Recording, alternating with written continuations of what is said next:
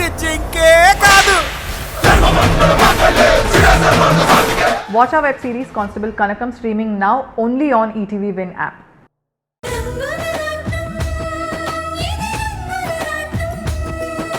మీకోసం ఎదురు చూస్తున్నాను తల్లి. తాతయ్య, మాకున్న పెద్ద దిక్కు మీరే. మీ ఆశీర్వాద బలం వల్లే మేమెన్నో కష్టాలని దాటగలిగాము. ఇన్నాళ్లుగా మేము మనసున్న మంచి మనుషుల మధ్య ఉన్నందుకేనేమో కాలానికి ఎదురు ఇది ఒడ్డుకు చేరుకోగలిగాము. పోన్లేమ్మా, ఇప్పుడు అన్నీ సర్దుకున్నట్టే కదమ్మా. అంతా ఓకే తాతయ్య. కారులో బయలుదేరాము. సాయంత్రం కల్లా మేము అక్కడికి వచ్చేస్తాం. చాలా సంతోషం తల్లి. మీ రాక కోసం ఈ తాతయ్య వెహికల్లతో ఎదురు చూస్తుంటాడు. అమరాని ఒకసారి రాధకు ఫోన్ ఇవ్వమ్మా. అలాగే తాతయ్య. తాతయ్య చెప్పండి, మీ ఆరోగ్యం ఎలా ఉంది? ఇప్పటిదాకా మినుకు మినుకనే దీపంలాగే ఉన్నాను. ఇప్పుడు మీరు వస్తున్నారుగా, ఇక చూడండి ఈ సూర్యనారాయణ ఇలా ప్రకాశిస్తాడు.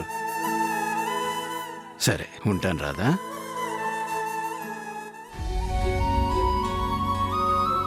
రాధా, ఇన్నాళ్ల తర్వాత మనం తాతయ్యని కలుసుకోబోతున్నాము అంటే నాకు పట్టరానంత సంతోషంగా ఉంది. నాకు కూడా మాటల్లో చెప్పలేనంత ఆనందంగా ఉంది రాణి. మనం, మన ఇల్లు, మన కుటుంబం, మన జీవిత ప్రయాణం మళ్ళీ సరికొత్తగా మొదలు కాబోతోంది. Really we are lucky. Yeah.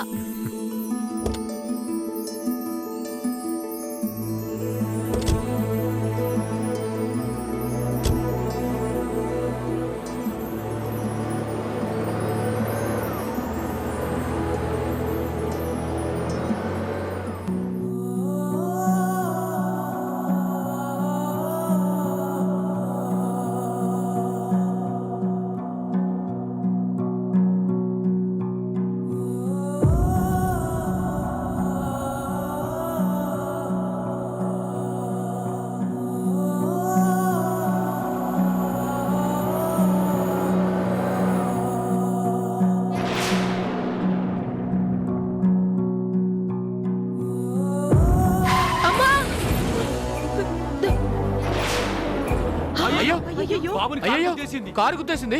అయ్యో అయ్యో బాబు, లే బాబు. చిన్న పిల్లాడండి, బాగా దెబ్బలు తగిలినట్టున్నాయి. అయ్యో బాబు, ఏంటి కారు ఎక్కితే కళ్ళు కనపడవా? చిన్న పిల్లోని చంపేస్తావా? డబ్బుందని పొగరా? వీళ్లతో మాట్లాడరా, పోలీసులకు ఫోన్ చేయి. అలాగే. లేదండి, ఫోన్ చేయొద్దు. వాళ్ళు తప్పేం లేదు, నేనే రోడ్ దాటుతూ చూసుకోలేదు. ఒరే పిల్లోడా, నీకేం తెలియదు, నువ్వు ఊరుకో. కారు గుద్దేసి ఎంత దెబ్బ తగిలిందో చూడు. కొంచెం ఉంటే ప్రాణం పోయేది. ఇలాంటి వాళ్ళని ఊరికే వదలకూడదు, పోలీస్ కంప్లైంట్ ఇవ్వాలి. తాత, నాకేం కాలేదు అని చెప్పానుగా. తప్పంతా నాదే. వెళ్ళండి, వెళ్ళి మీ పని చూసుకోండి. ఏం కాలేదంటున్నాడుగా, పదండి వెళ్ళి పని చూసుకుందాం. పద. సరే పదండి పదండి. వెళ్ళండి.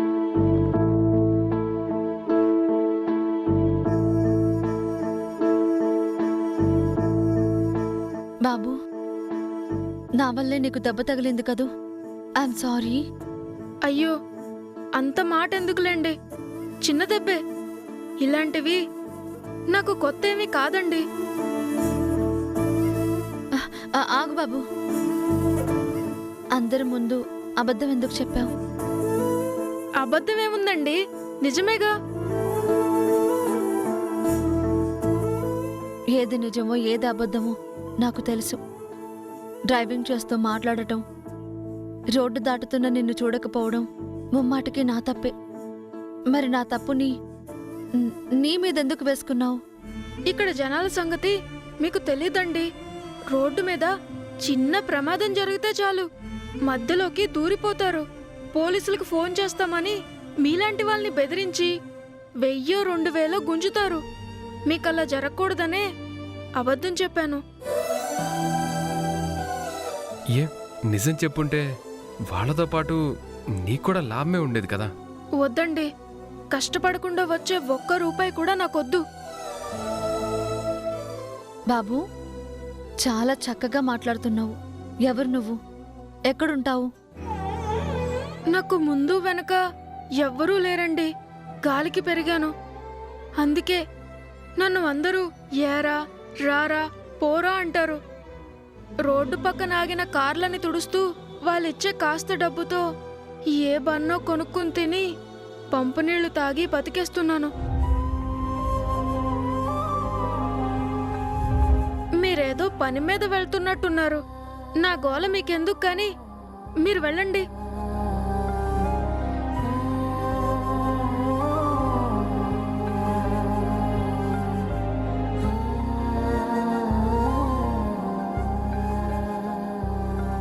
బాబు హ? ఆగు. రాధా, నువ్వు మంచినీళ్ళు తీసుకురా. సరే.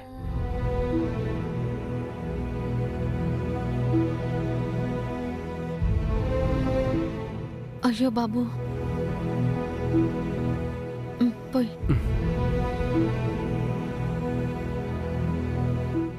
ఆ, అయ్యో, ఏం కాదు ఏం కాదు. చాలా నొప్పిగా ఉందా? ఆ, పర్లేదండి. ఏ దెబ్బైనా తగిలినప్పుడే మర్నాటికి అదే తగ్గిపోతుంది. బాబు, నిన్ను చూస్తుంటే, నీ మాటలు వింటుంటే నువ్వెంతో మంచివాడివి అనిపిస్తోంది. ఇదిగో, ఇవి ఉంచుకో, తీసుకో. వద్దండి, నేను అనాథనే కానీ అడుక్కునేవాణ్ణి కాదు. ఆ, మరి ఇప్పుడు ఎలా బాబు? ఆ బన్ను దుమ్ములో పడింది, తినొద్దు. ఉండు, ఇప్పుడే వస్తాను.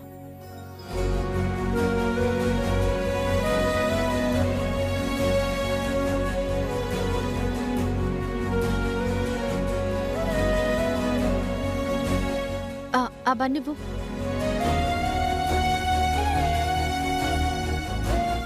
ఇదిగో, ఈ స్వీట్ తీసుకో. నాకా? నీకే. కడుపు నిండా తిను. తీసుకో. తీసుకో.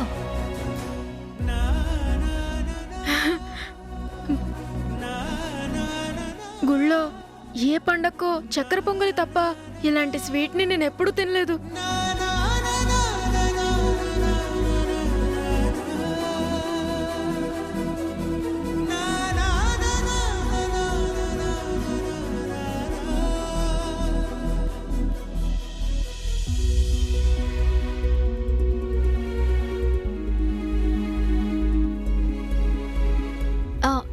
ఇంకొకటి తీసుకో. ఇంక చాలండి. బాబు, ఈ ఊళ్ళో నీకు చుట్టాలు కూడా ఎవరూ లేరా? కన్నవాళ్ళు ఎవరో కూడా తెలియనోడికి చుట్టాలు కూడా ఉంటారా అయ్యా? అయితే నువ్వు మాతో వచ్చేస్తావా? ఖరీదైన ఇల్లు, తిరగడానికి కారు, దర్జాగా బ్రతకచ్చు. వద్దండి. ఏ గొప్ప జీవితాన్ని నీకు ఇస్తామంటే వద్దంటావే? నాకు కావాల్సింది గొప్ప జీవితం కాదండి. మరి ఇంకేం కావాలి? నా అనేవాళ్ళు, నన్ను బాగా చూసుకునేవాళ్ళు. అయితే మాతో వచ్చేస్తావా? నిన్ను మా పిల్లాడే అనుకుంటాం. అమ్మా నాన్నలుగా నిన్ను ప్రేమగా చూసుకుంటాము. చెప్పు. ఈ అనాథకి మీరే అమ్మా నాన్నలు అవుతానంటే నేనెందుకు కాదంటాను? వస్తానండి. రాధా,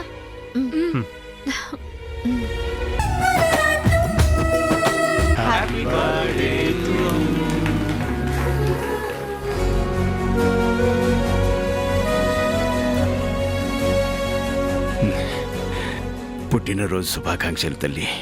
థ్యాంక్ యూ తాతయ్య.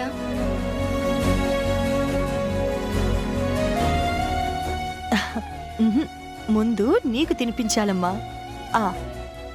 హ్యాపీ బర్త్డే అమ్ములు. Thank you. I love you. I love you too.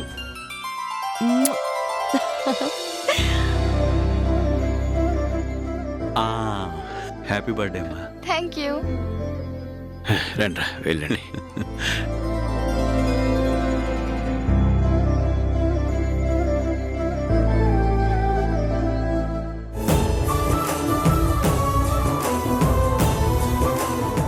Happy birthday. Thank you. Happy birthday అమ్ము. 1 minute.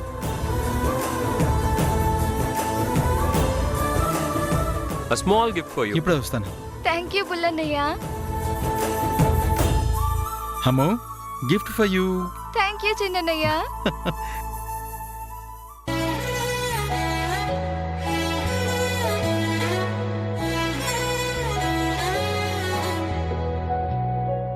ఏటి బాబు తమరేటి ఇవ్వరేటి?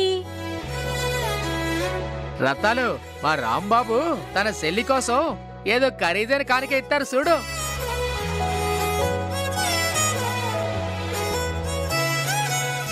తీసుకొచ్చాను. అమ్ము, చాలా రోజులుగా కావాలంటున్నావు కదా, అదే తీసుకొచ్చాను. ఏంటి రామ్, ఏముందా బాక్స్లో? నా చెల్లికి చాలా ఇష్టమైందే ఉంది. వావ్, నిజమా అన్నయ్య? తీసుకో అమ్ము. థ్యాంక్ యూ అన్నయ్య.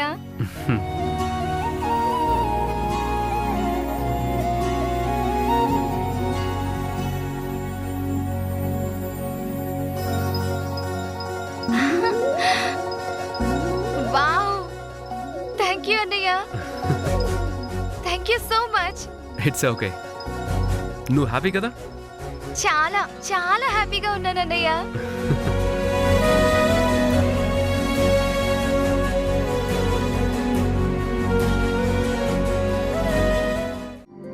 తాతయ్య, ఒక సెల్ఫీ. ఇంకోటి.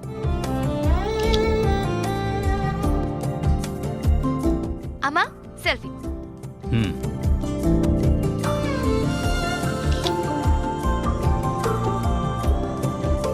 చాలా బాగా వచ్చింది కదా అన్నయ్య? సెల్ఫీ దిగుదాం. స్మైల్. అమ్మా, బాగుంది. కొత్త ఫోన్ మోజు, సెల్ఫీలు దిగే ఫోజు ఓ పట్టాన పూర్తవవు గాని వేడివేడిగా టిఫిన్లు సిద్ధం చేశాను కాదేటి? రండమ్మ రండి. అలాగే తాతయ్య రండి, అందరం కలిసి టిఫిన్ చేద్దాం. పదండి పదండి రండి.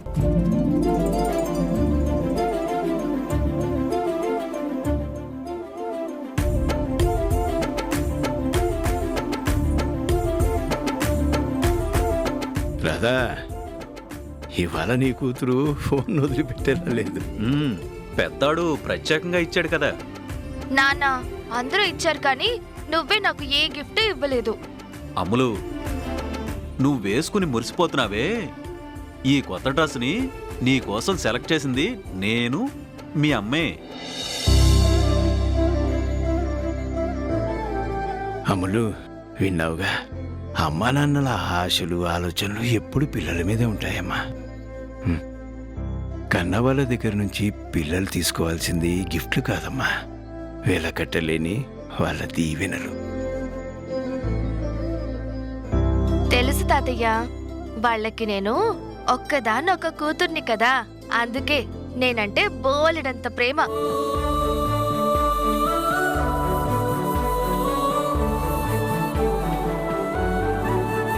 మరైతే ఆ గిఫ్టులన్నీ ఎందుకేటి? ఎందుకేంటి, రేపు నాకు పెళ్ళైతే ఈ ఇంటికి దూరంగా వెళ్ళిపోవాలి కదేంటి? చూడాలనిపించినప్పుడల్లా ఇక్కడికి రావడం కుదురుతుందా ఏంటి? ఈ గిఫ్ట్లన్నీ భద్రంగా దాచుకోకపోతే ఫ్యూచర్లో ఇవన్నీ చూసుకుని ఈ జ్ఞాపకాల్ని తలుచుకుని మురిసిపోవడానికి కాదేంటి?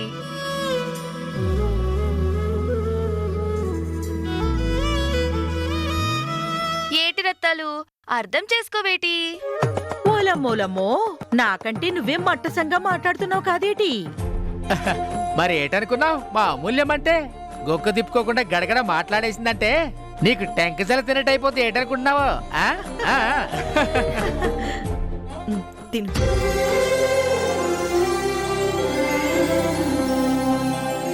ఇంకొంచెం వేసుకోండి తాతయ్య. చాలమ్మా.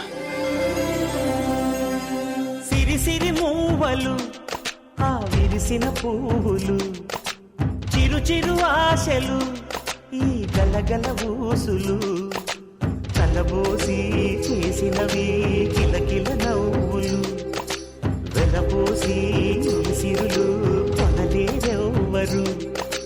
దేవుడే ఆదివి నుండి పంపిన దీవెనలు.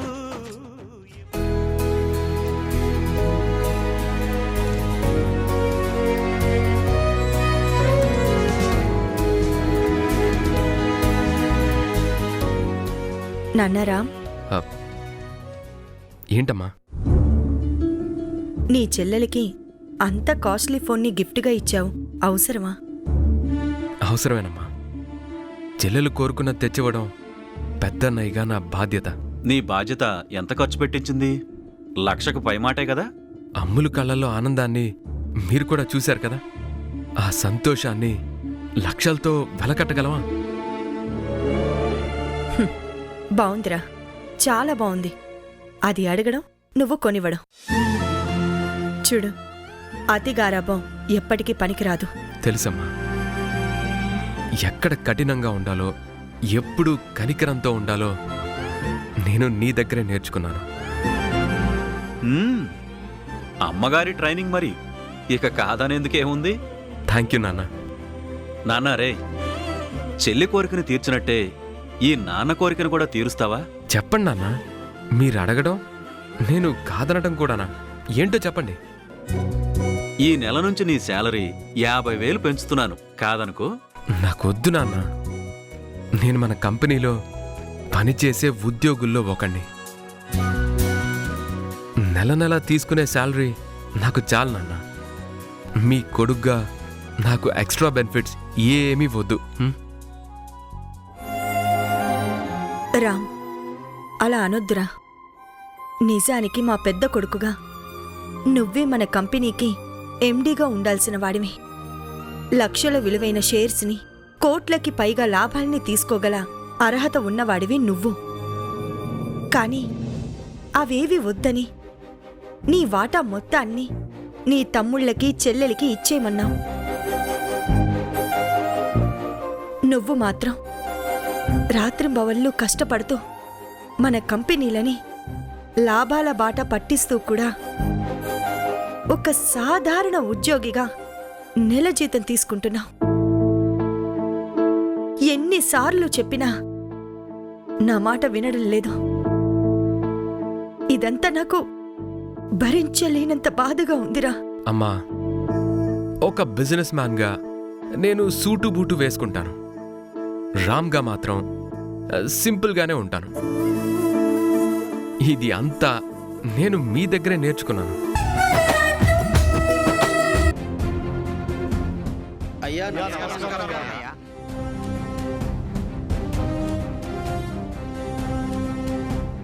ఊరి పెద్దలందరూ కలిసి వచ్చారు. ఏంటి విషయం? మీకు తెలిసిన సమస్యే కదయ్యా. ఆ కంచె విషయం మాట్లాడదామనే మీ దగ్గరికి వచ్చామయ్యా.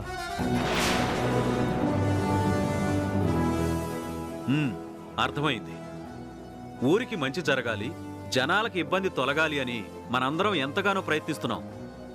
కావాలనే ఆ నాగేంద్ర మనకి అడ్డుపడుతున్నాడు. అంతేకాదయ్యా, నా మాటను కాదని మీరందరూ ఆ కంచెని ఎలా తొలగిస్తారో చూస్తాను అని చాలా పొగరుగా మాట్లాడుతున్నాడయ్యా. తులసి తోటలో గంజాయి మొక్కలా తయారయ్యాడు నాగేంద్ర. పోనీలే, ఎందుకని ఊరుకుంటుంటే గోటితో పోయేదాన్ని గుడ్డల దాకా తెస్తున్నాడు. ఇక లాభం లేదు. తాడో పేడో తేల్చుకోవాల్సిన సమయం వచ్చింది.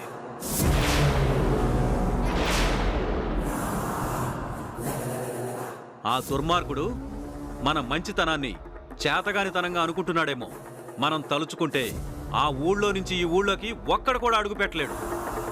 రాధాకృష్ణ, ఆవేశపడకు. ఇది బలాబలాలతో తేల్చుకోవాల్సిన విషయం కాదు. మరేం చేద్దాం? ఆ నాగేంద్రకి తన స్వార్థం గురించి తప్ప ఊళ్ళో జనాల గురించి పట్టింపే లేదు. అవునయ్యా, ఏళ్లు గడిచిపోతున్నా ఈ సమస్యకు పరిష్కార మార్గం దొరకట్లేదయ్యా. ఎంతో పెద్ద మనసుతో మీరు ముందుకు వచ్చినా ఆ ఊరి ప్రెసిడెంట్ హోదాలో ఆ నీచుడు కావాలనే మోకాలు అడ్డుతున్నాడయ్యా. మా అందరి కష్టాలను చూస్తూ లోపలే నవ్వుకుంటున్నాడు ఆ రాక్షసుడు. ముందు నుయ్యి వెనక గొయ్యి అన్నట్టుంది పరిస్థితి. ఈ విషయంలో మీరే ఇంకాస్త చొరవ చూపించాలయ్యా. సరే, ఈ ఊరి బాగు కోసం మా కుటుంబం ఏం చేయడానికైనా సిద్ధమే. మీరేమి దిగులు పడకండి. పంచాయతీ పెట్టిద్దాం, ఆ నాగేంద్ర సంగతి తేల్చేద్దాం.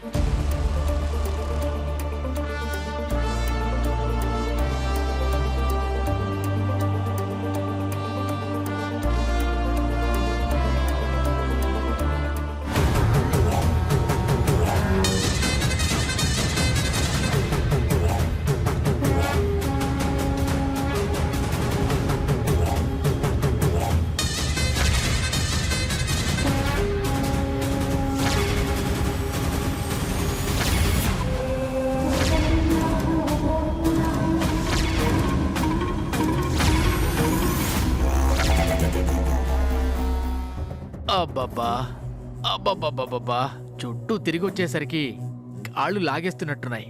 బాబు, ఒక టీ ఇవ్వు.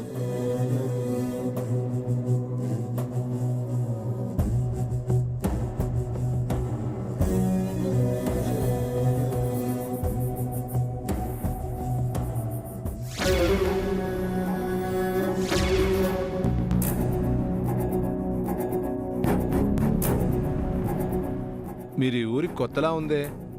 నా సంగతి సరే గాని ఈ ఊరు ఇలా రెండుగా విడిపోయి కనిపిస్తుందేంటి? అటువైపు రామాపురం, ఇటువైపు సీతాపురం. ఇదిగో మధ్యలో ఉన్న ఈ కంచె ఒకటిగా ఉన్న ఈ ఊరిని రెండుగా చీల్చింది. అదే ఎందుకు అని అడుగుతున్నాను. అంతా మా దురదృష్టం. ఒకప్పుడు ఈ రెండు ఊళ్ళు కలిసి సీతారామపురంగా ఎంతో ప్రశాంతంగా ఉండేది. కానీ రెండు కుటుంబాల మధ్య వైరం ఈ ఊరికి శాపంగా మారింది. రెండు కుటుంబాలా? ఎవరు వాళ్ళు? మా సీతాపురంలో ఉండే రాధాకృష్ణ గారి కుటుంబానికి ఆ రామాపురంలో ఉండే నాగేంద్ర గారికి మధ్య పచ్చగడ్డి వేస్తే బగ్గుమంటుంది. ఆ రెండు కుటుంబాల మధ్య జరిగిన గొడవ వల్ల ఊరు చీలిపోయింది. రోడ్డును చీల్చిన ఆ కంచె ఇక్కడి మనుషుల్ని రెండుగా విడదీసింది. అర్థమైంది. ఇంతకీ వాళ్ళిద్దరిలో తప్పెవరిది? ఇంకెవరిది? ఆ నాగేంద్ర గారిదే. సూర్యనారాయణ గారు ఊరు ప్రెసిడెంట్గా ఉన్నప్పుడు అందరం బాగుండేవాళ్ళం. అధికార దాహంతో, తను ప్రెసిడెంట్ కావాలన్న స్వార్థంతో ఆ దుర్మార్గుడే జనాల్ని ఎగదోశాడు, రెండుగా చీల్చాడు. అన్యాయం, దారుణం. రోడ్డుకి అడ్డంగా అలా కంచెని వేయడం వల్ల సిటీకి వెళ్ళాలంటే జనాలు చాలా దూరం నడవాలి. అది ఎంత కష్టమో ఆ నాగేంద్రకి తెలీదా? ఈ రెండు ఊళ్ళు కలిస్తే ఆ కంచె కూలిపోతుంది. ఆ నాగేంద్ర ప్రెసిడెంట్ పదవి ఊడిపోతుంది. అందుకే తన స్వార్థం కోసమే జనాన్ని రెచ్చగొట్టే ఈ రాజకీయ జోదాన్ని ఆడుతూనే ఉన్నాడు ఆ నయవంచుకుడు. జనాల బలహీనతే ప్రజానాయకుల పెట్టుబడి కదా.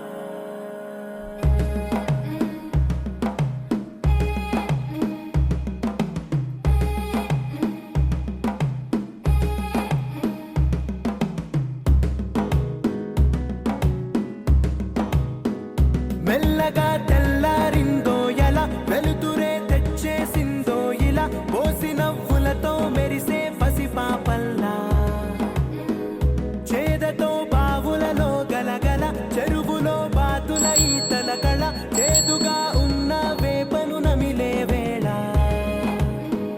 చుట్ట పొగ మంచుల్లో చుట్టాల పిలుపుల్లో మాటలే కలిపేస్తూ మనసారా మమతల్ని పండించి అందించు హృదయం.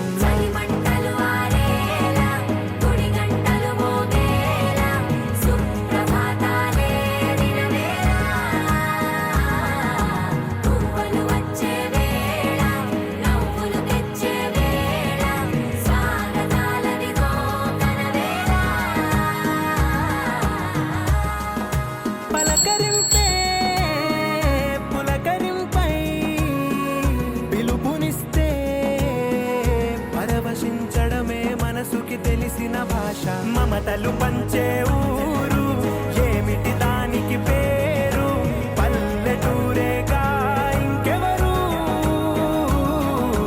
ప్రేమలు పుట్టిన ఊరు అనురాగానికి పేరు కాదనే వారే.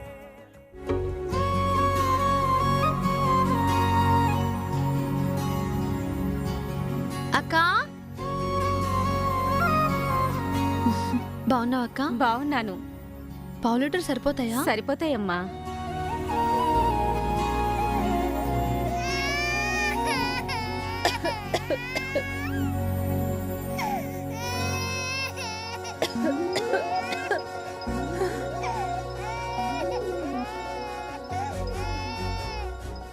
పాప ఏడుస్తుంది.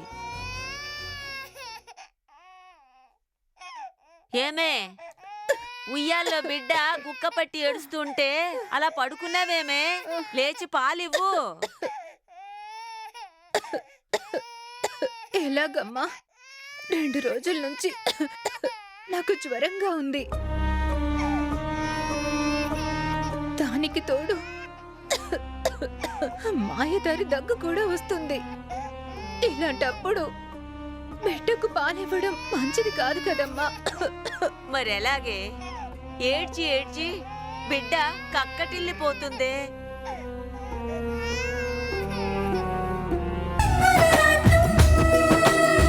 మన కంపెనీ రెప్యుటేషన్ మ్యాటర్లో నేనెవ్వరిని స్పేర్ చేయను. ఇంకోసారి రిపీట్ అయితే you will be fired.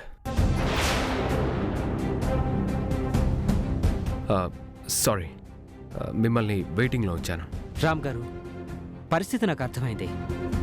Salary అకౌంట్లోకి ఫండ్స్ని ట్రాన్స్ఫర్ చేయడానికి చాలా టైం పడుతుంది. చాలా టైం అంటే? మేబీ టెక్నికల్ ప్రాబ్లం వల్ల ఈవినింగ్ దాకా పట్టచ్చు.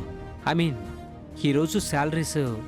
నో, ఎట్టి పరిస్థితుల్లోనూ శాలరీస్ డిలే కాకూడదు. రామ్ గారు, మీ ఎమోషన్ నాకు తెలుస్తోంది. ఇప్పుడు నన్ను ఏం చేయమంటారు?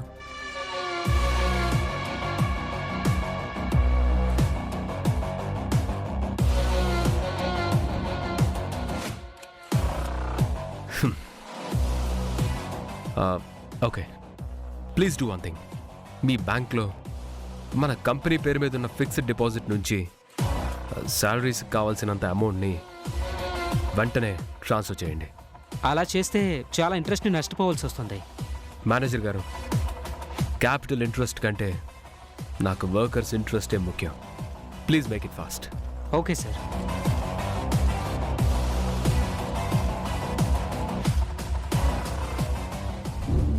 వెళ్ళండి.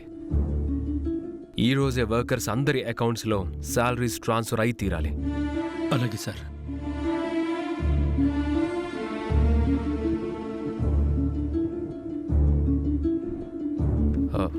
Sorry for the inconvenience.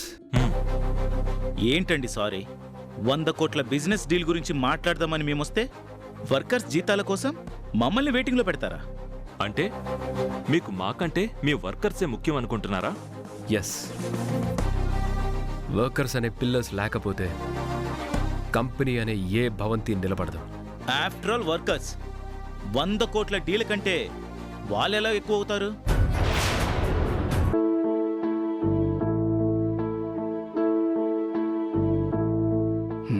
చూద్దాం. ఈ రోజుతోనైనా మన ఊరి కంచె సమస్యకు పరిష్కారం దొరికితే అందరికీ మంచి జరుగుతుంది. సూర్యం గారు, మీ 2 గ్రామాల మంచి కోసమే కోర్టు తరపున నేను ఇక్కడికి వచ్చాను. జడ్జి గారు చెప్పినట్టు ఇలాంటి సివిల్ కేసుల్లో కోర్టు బయట చర్చల ద్వారా పరిష్కరించుకోవడమే చాలా ఉత్తమం. లాయర్ గారు, ఈ సమస్య ఎప్పుడు ఎక్కడ మొదలైందో మీకు తెలుసు. ఈ సీతాపురం ప్రజల కోసం మేము ఏ తప్పు చేయకపోయినా ఒక మెట్టు దిగడానికి కూడా సిద్ధమే. నాగేంద్ర గారింటి ఇంకా రాలేదు. మనంతట మనం రమ్మన్నాం కదా, అందుకే రామాపురం ప్రెసిడెంట్గా కావాలనే ఆలస్యం చేస్తున్నాడు. సంధి ప్రయత్నం చేస్తున్నప్పుడు మాటలు మీరడం మంచిది కాదు.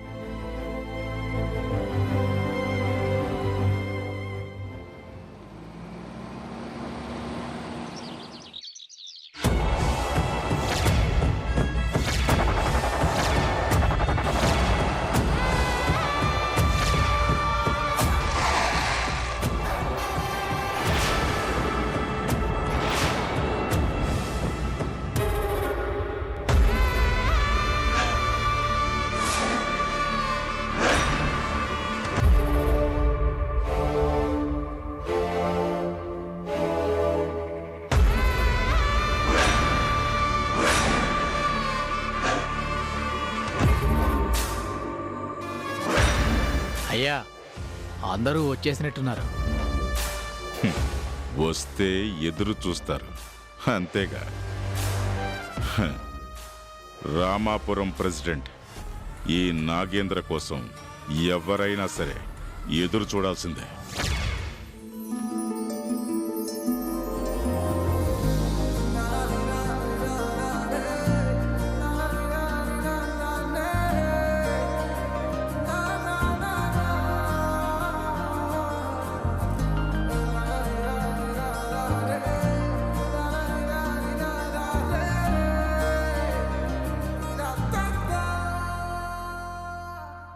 శశి, అబ్బా ఈ షాప్ ఎంత రిచ్గా ఉందే, చూస్తుంటేనే కళ్ళు జిగేల్మంటున్నాయి. మరి ఈ శశి రేంజ్ కి సందుల్లోనో గొంతుల్లోనో ఉండే దుకాణంలోకి వెళ్తుందనుకున్నావా? నేను ఎంట్రీ ఇవ్వాలంటే ఇలాంటి హైప్ ఉండాలి. నేను షాపింగ్ చేయాలంటే థౌజండ్స్ లో కాదు, లాక్స్ లో ఉంటుంది. నా లైఫ్ లో కాంప్రమైజ్ అన్న మాటే లేదు. పద జ్యువెలరీ చూద్దాం.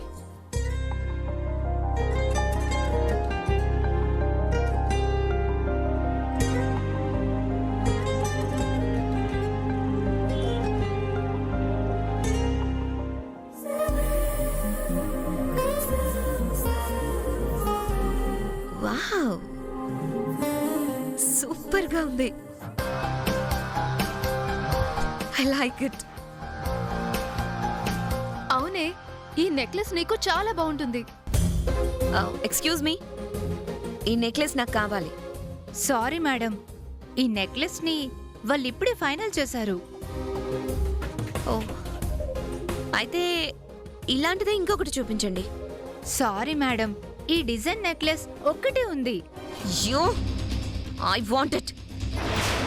చెప్పు ఎంత? ప్యూర్ డైమండ్స్ పొదిగిన నెక్లెస్ 10 లక్షలు. కానీ అది వాళ్ళు తీసేసుకున్నారు కదా మేడం. I don't care. దీని వాల్యూ 10 lakhs ఉంటే నేను 20 lakhs పే చేస్తాను. Shashi, are you crazy? 10 లక్షలు ఎక్కువ పెట్టడం ఎందుకు? ఇంకొక డిజైన్ చూద్దాం. నో, నాకు ఇదే నచ్చింది. నచ్చిన దాన్ని సొంతం చేసుకోవడానికి నేను ఎంతైనా పే చేస్తాను. కాంప్రమైజ్ అయ్యే సమస్య లేదు. ఎక్స్క్యూజ్ మీ, ఎక్స్క్యూజ్ మీ, ఈ నెక్లెస్ ని మీరు సెలెక్ట్ చేసుకున్నారా? అవును, మా మ్యారేజ్ గిఫ్ట్గా నా భార్య కోసం సెలెక్ట్ చేశాను. బిల్ కూడా పే చేస్తున్నాను. Stop it. నాకు ఇది కావాలి. మీరు ఇంకొకటి సెలెక్ట్ చేసుకోండి. అది నాకెంతో నచ్చింది, అందుకే మా వారు నా కోసం కొనిపెడుతున్నారు. No more arguments. I want it. That's it. అదేంటమ్మా, వాళ్ళు సెలెక్ట్ చేసుకున్నది మీకు కావాలంటే ఎలాగా? ఎలాగేంటి? ఒకే దాని కోసం ఇద్దరు కావాలనుకున్నప్పుడు బిడ్డింగ్ చేయడమే కరెక్ట్. కమాన్, 20 lakhs, 30, 40, 50, ఎంతైనా సరే ఐఎమ్ రెడీ. చూడండి మేడం, మీ దగ్గర విసిరేసే అంత డబ్బున్నా మాకు ఏరుకునే అంత కర్మేమి పట్టలేదు. ముందుగా వచ్చింది వీళ్ళు, నెక్లెస్ని తీసుకోవాల్సింది కూడా వీళ్ళే. గొడవ చేయకుండా ఇచ్చేయండి. ఇవ్వను. శశి, నా మాట వినవే, ఇచ్చేవే, పోదాం పదా. నో, నాకు దక్కనిది ఏదైనా సరే మరొకళ్ళకి దక్కడానికి వీల్లేదు.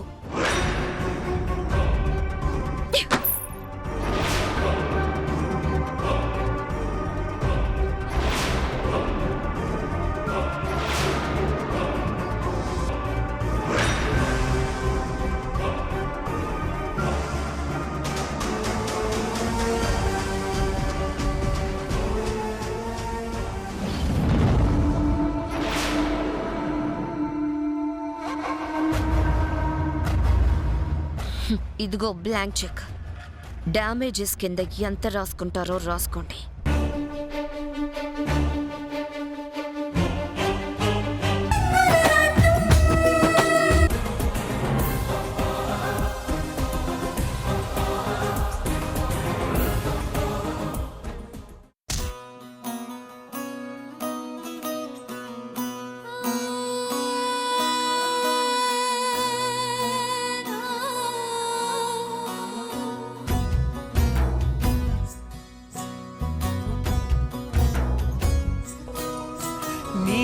చిత్రం చూసిన చిత్తం చెదిరినే చిత్తరువైతిరహియో ఇంచు ఇంచులోన పొంచి ఉన్న ఈడు నిన్నే ఎంచుకుందిరహియో నా ఇంటి ముందు రోజు వేసే ముక్కు నీ గుండె మీదనే వేసుకుందు నూరేడు ఆ చోటు నాకే ఇవ్వురయ్యో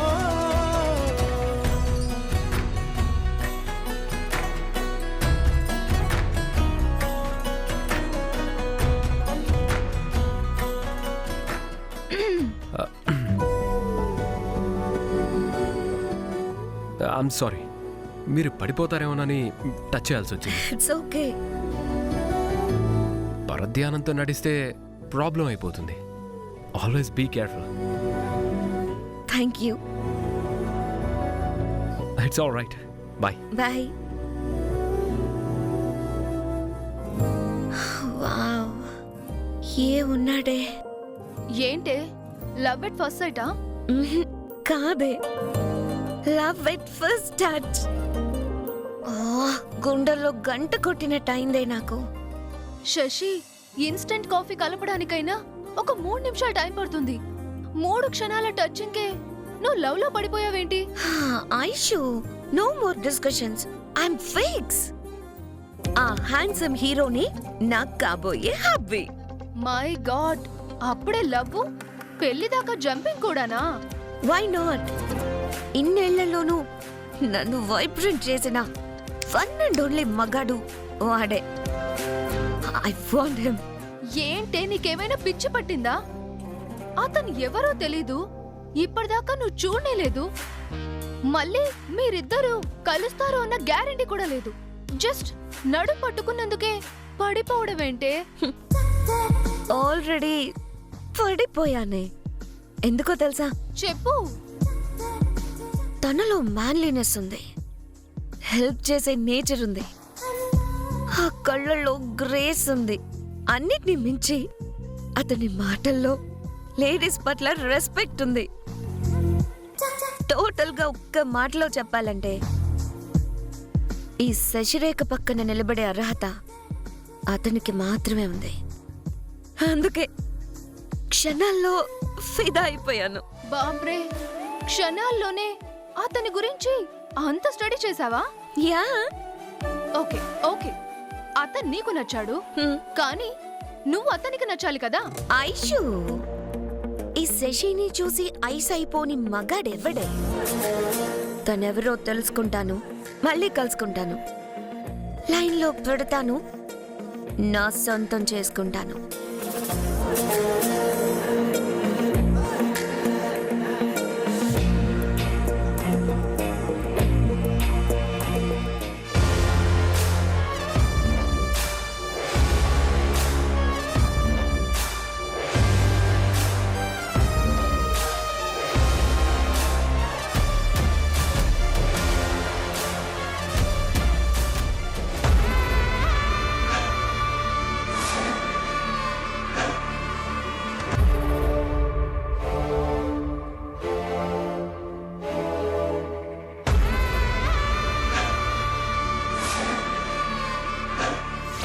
మా ఊరి వాళ్ళ కోసం మా 2 ఎకరాల పొలాన్ని వదులుకోవడానికి మేం సిద్ధం. ఆఖరిసారి అడుగుతున్నాను, కంచె తీస్తావా లేదా? కోర్టు చెప్పిందంట, కంచె తొలగించాలంట. సమస్యని సామరస్యంగా పరిష్కరించుకుని అందరూ సంతోషంగా ఉండాలంట.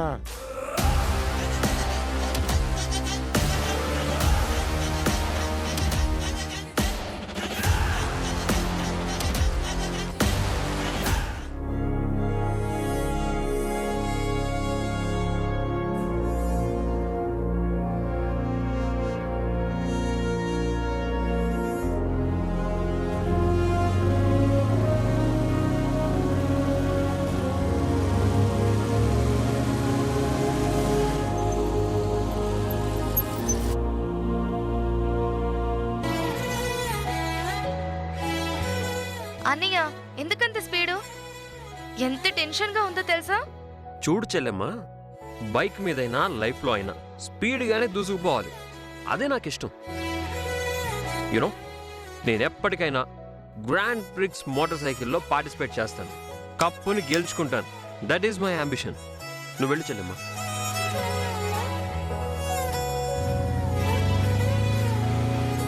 అనయ్య జాగ్రత్త. అలాగే.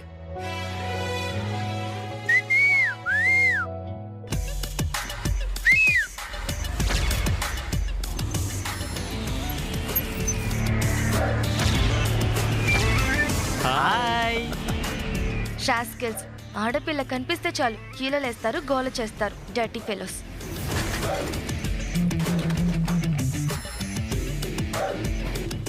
చెల్లెమ్మా రా. అన్నయ్య ఎక్కడికి? ఏరా, విజిల్ ఎందుకు వేశారు? నాకు విజిల్ వేయడం వచ్చు, వేశాను.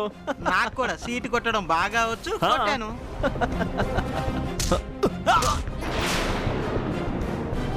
హే, మమ్మల్ని ఎందుకు కొట్టావు? నాకు కొట్టడం వచ్చు, అందుకే కొట్టాను. ఇదిగో, మేమెవరో నీకు తెలీదు. మాది కాలేజీలోనే కరోడా బ్యాచ్. ఏయ్, మీరెవ్వరైనా సరే పిచ్చి పిచ్చి వేషాలు వేస్తే తొక్క తీస్తాను. జాగ్రత్త. చెల్లెమ్మా పద.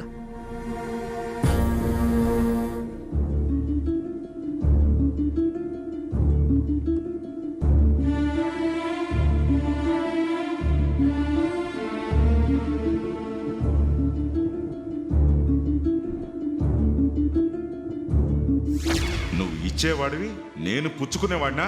ఈ నాగేంద్రనే కొనగలనుకుంటున్నావా? తీయను, మిమ్మల్ని కూడా తీయనివ్వను. ఎంతో కష్టపడి ఆ నాగేంద్రని పంచాయతీ దాకా తీసుకొస్తే ఎంత పొగరుగా మాట్లాడాడు. మొత్తం నాశనం చేసేశాడు. ఇప్పుడు ఈ సమస్యకు పరిష్కారం దొరుకుతుందా లేదా అని నాకు భయంగా ఉంది రాధా. అవును తాతయ్య, ఊరు మధ్యలో ఆ కంచె వల్ల ఎన్నో సమస్యలు వస్తున్నాయి. మన మాటేమో ఆ నాగేంద్ర వినట్లేదు. మన 2 ఎకరాల పొలం ఇస్తామన్నా కూడా తన పొలాన్ని ఇవ్వటానికి బదులుగా మన భూమి కూడా తనకు చెందింది అని కోర్టులో లిటిగేషన్ వేశాడు. చిచి, అలాంటివాడు ఊరికి ప్రెసిడెంటా? అలాంటి వాళ్ళకి రోజులు రాదా. మంచి చెప్పేవాడు ఎప్పుడు వెనుకబడే ఉంటున్నాడు. చెడ్డదారిలో నడిచేవాడు పై పైకి పోతున్నాడు. లేదు తాతయ్య, అలా జరగడానికి వీల్లేదు. ఈ ఊరి ప్రెసిడెంట్గా, సీతాపురం ప్రజల మంచి కోరే మనిషిగా మీరు ఏదో ఒకటి చేసి తీరాలి. నువ్వు చెప్పేది కరెక్టే రాదా, కానీ ఎదుటివాడు మొండికేసినప్పుడు మనం ఏం చేయగలం? ఈ సమస్యకి పరిష్కారం ఏంటో ఆలోచించాలి. పరిష్కారం ఉంది తాతయ్య. రాము, ఏమంటున్నావురా? అవునన్నా, నేనిప్పుడే తెలుసుకొని వస్తున్నాను. అసలు మన ఊరి సమస్య ఏంటి? చూడండి, డబ్బెంత ముఖ్యమో ఫ్యామిలీతో స్పెండ్ చేసే టైం కూడా అంతకంటే ముఖ్యం. నేనొక గొప్ప బిజినెస్ మ్యాన్గా పేరు తెచ్చుకోవడం కంటే ఫ్యామిలీ మ్యాన్గా ఉండడానికే చాలా ఇష్టపడతాను.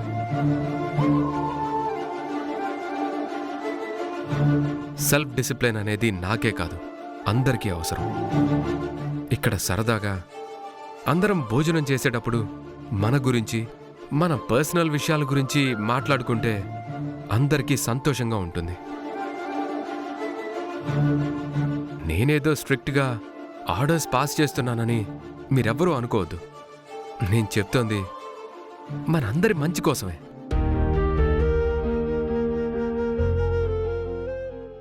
ఏటి బాబు, అందరూ అట్టా చూస్తున్నారేటి? రాంబాబు గారు ఏం చెప్పినారో గుర్తుకు రావట్లేదేటి? రూల్ అంటే రూలే, మరి అందరూ పాటించాల్సిందే. లేకపోతే రాంబాబు గారికి మా చెడ్డ కోపం వచ్చేస్తుంది కాదేటి?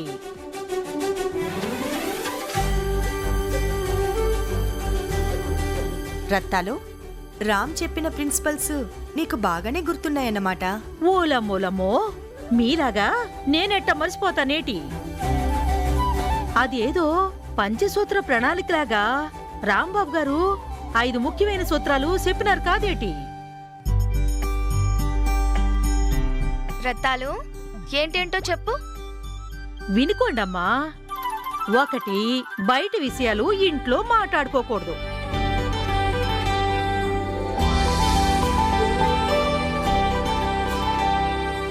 2, వారానికి ఒక్కసారైనా ఇంట్లో అందరూ కలిసి సరదాగా కబుర్లు చెప్పుకుంటూ రోజంతా ఇంట్లోనే ఉండాలా.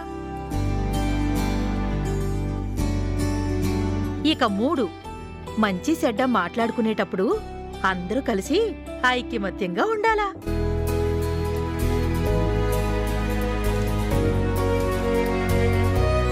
ఇక 4ది, కుదిరినప్పుడల్లా అందరూ కలిసి బయటికెళ్ళి సరదాగా గడిపి రావాలా.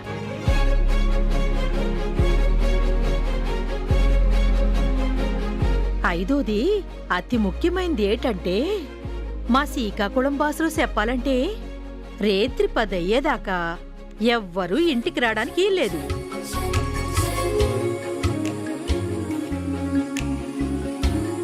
అంటే 10 గంట కొట్టేలోగానే ఎంత పనున్నా సరే టెన్షన్గా ఇంటికి చేరుకోవాలన్నమాట.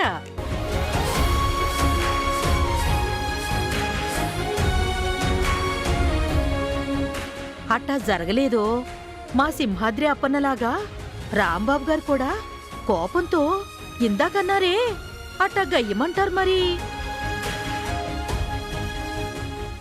అనయ్య, నీ రూల్స్ని నేనెప్పుడూ ఫాలో అవుతూనే ఉన్నాను. నేనెప్పుడూ బ్రేక్ చేయలేదు. అనయ్య, నేను కొంచెం బయట తిరిగినా గానీ రాత్రి 10 తప్పకుండా వచ్చేస్తున్నానులే. నేనేమో అసలు బయటకే వెళ్ళను. అలాగేరా. సారీ. ఇక మీదట బిజినెస్ గురించి ఇంట్లో మాట్లాడం. నాది కూడా అదే మాట. ఇప్పటికైనా కాస్త నవ్వారా. నా మాటలు మీకు కొంచెం హార్ష్గా అనిపించవచ్చు, బట్ ఇదే పద్ధతి కంటిన్యూ కావాలి. ఓకే?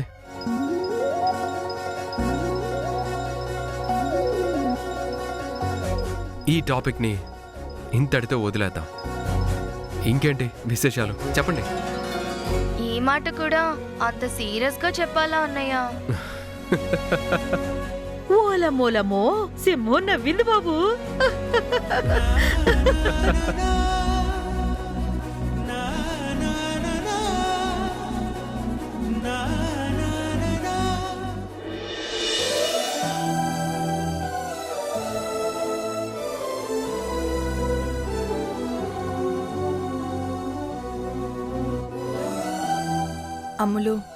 అమ్ములు, ఎందుకే అంత బాధపడుతున్నావు? బాలు అన్నయ్య అమెరికాలో ఉండిపోవడానికి వెళ్ళడం లేదు కదా, చదువుకోవడానికి వెళ్తున్నాడు. మళ్ళీ తిరిగొచ్చేస్తాడు కదా. ఏ ఆ చదువులు మన దేశంలో లేవా? అంత దూరం వెళ్ళిపోవాలా? అమ్ములు, బాలు అన్నయ్య అంటే నీకెంత అభిమానమో మా అందరికీ తెలుసు కదా. ఇదంతా వాడి ఫ్యూచర్ కోసమేగా. అలా చెప్పమ్మా. పెద్దవాళ్ళు పిల్లల్ని విదేశాలకు పంపిస్తున్నారంటే వాళ్ళ మీద బెంగలేక కాదమ్మా, పిల్లలు బాగా చదువుకోవాలని, ఉన్నతమైన స్థానంలో ఉండాలని.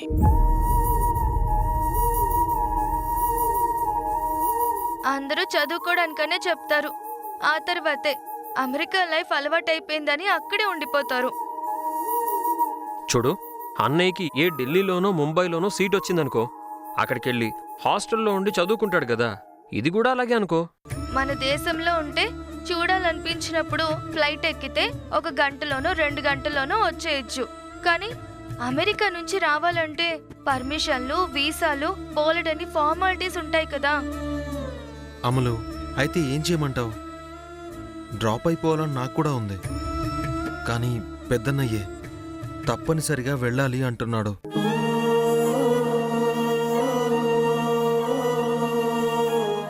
వెళ్లాల్సిందే అని చెప్పింది మా కోసం కాదు, నీ కోసం.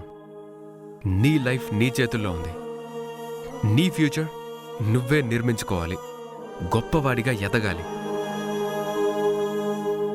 ఫలానా వాళ్ళ అబ్బాయి బాలు ఎంత గొప్ప చదువులు చదివాడో అని మంచి పేరు తెచ్చుకొని ఇక్కడికి తిరిగి రావాలి. అదే మా అందరి ఆశ, ఆకాంక్ష కూడా.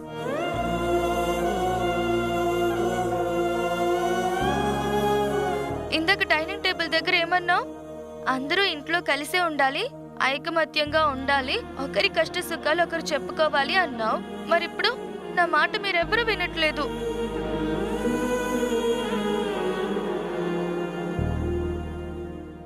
అమలు, నా తమ్ముణ్ణి అంత దూరం పంపిస్తున్నందుకు నాకు మాత్రం బాధగా లేదనుకున్నావా?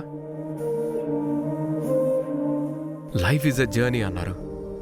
ఎవరి ప్రయాణాన్ని వాళ్లే చేయాలి, ఎవరి ఈతని వాళ్లే కొట్టాలి, ఎవరి భవిష్యత్తుకి బంగారు బాటని వాళ్లే వేసుకోవాలి.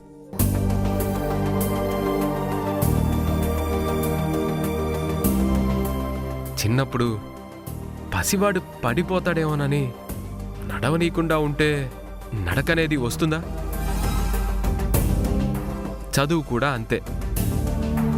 దగ్గరే ఉండాలి అనుకుంటే గొప్పగా చదవడం, గొప్ప గొప్ప అవకాశాలు పొందడం సాధ్యం కానే కాదు.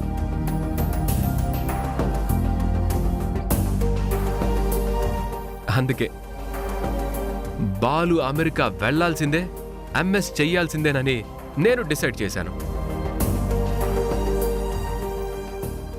విన్నావుగా? ఎంఎస్ అంటే 2 ఏళ్ళు. 2 ఏళ్ళంటే ఎంత? చూస్తుండగానే అయిపోతుంది. ఆ తర్వాత బాలు తప్పకుండా తిరిగొస్తాడు. అప్పుడు బాలు అన్నయ్యతో, ఆదిత్య అన్నయ్యతో, రామ్ అన్నయ్యతో, మాతో కూడా హ్యాపీగా ఉండొచ్చు. ఏంటి రాదా ఉండేది? ఆడపిల్ల పెళ్లి చేసుకోకుండా ఇక్కడే ఉండిపోతుందా? రేపు అమ్ములు పెళ్లి చేసుకుని అత్తారింటికి వెళ్ళాలి కదా. నేనేం వెళ్ళను. నేను అసలు పెళ్ళే చేసుకోను.